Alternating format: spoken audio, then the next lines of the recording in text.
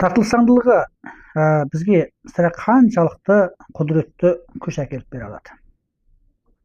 Қараңыздар достар, нағыз сауда капиталы дегеніміз ол идея немесе ой дейді.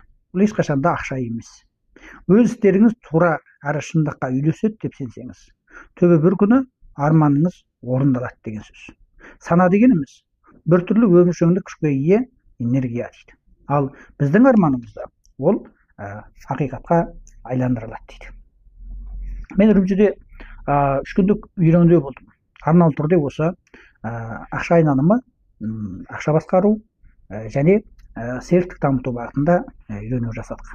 Енді бұл 3 күндік үйрену менің экономикаға болған, серіктік басқару ғылымына болған, сонымен қатар ақша айналымына болған көзқарасыма жаңаша бір көзқарастар орнатты.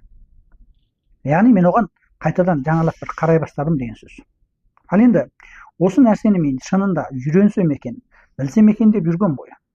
Ал бірақ осы үйрену маған тосын кездесті алдыма. Ешекленген жоқпын, бардым үйрендім. Ал енді осының ішінде мынандай бір жаңа бір көзқарас айтылды. Сен ақшаны не нәрсе деп қарайсың? Байлық па? Достар, айтыңыздар, егерде сізде 1 миллион, немесе 2 миллион, немесе 100 мың, немесе 10 мың ақша болса, онда сіз өзіңізді бай едім деп қарайсыз ба? Ал шын мәнінде ақша ешқашанда байлыққа тең болмайды екен. Ақша ол тек қана бір түрлі құрал екен. Яғни біздің байлыққа жету барысымыздағы құрал екен. Ал енді осы нәрсені шынайы түсініп жете алсақ, онда біз істерімізді ілгері бастыра алады екенбіз, достар.